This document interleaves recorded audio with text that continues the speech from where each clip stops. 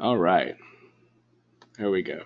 So as I was saying, we're going to dig into it this evening. I wanted to kind of set the tempo here as far as what we're aiming to accomplish here tonight.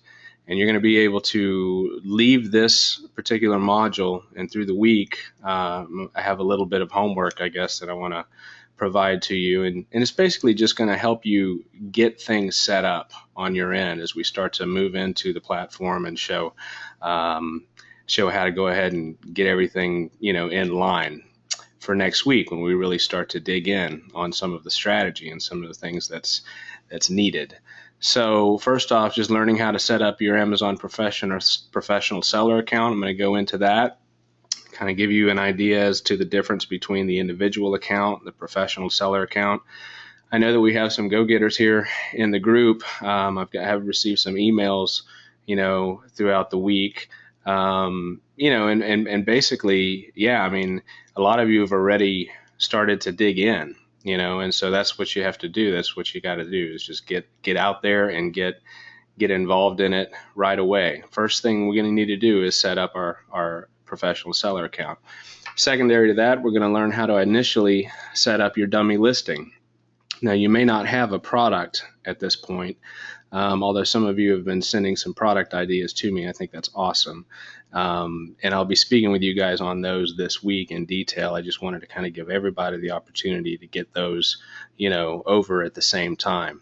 So we're going to learn how to initially set up your dummy account or your dummy listing. If you have your own product, well, you can be working live at that point and setting up your actual live listing prior to the product hitting the system, because you're going to have an opportunity then to really dial it in. But initially, you just need to kind of set up what I like to call the dummy listing. Secondary, let's see, learning, and then next we're going to learn how to begin the optimization of your dummy listing. We're gonna check out some of the competition tonight. We're going to glean some information from them. I'm going to kind of show you the thought process that goes behind identifying some of your competitors and what they're doing really well, and how to transfer that over into your own listing. And then we're going to talk specifically about sales tax and Amazon FBA sellers. There's no reason to really get worked up about this one. I just want to cover a high level overview of some of the things that you have to consider. And I like to utilize, and I'll show you this here in just a little bit. We'll jump over to the website. I like to utilize TaxJar. TaxJar is pretty much the first and foremost authority on helping Amazon FBA sellers keep their taxes in order, because you're dealing with purchases and you're dealing with presence, at several different nexus throughout the country.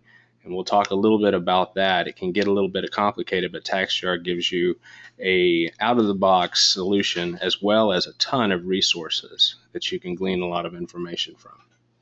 All right, so that's going to be our focus. And, initially just starting this out, this is a good place for us to start, to go ahead and just kind of get our feet wet with it and get familiar with moving around. So if you're ready, I'm ready.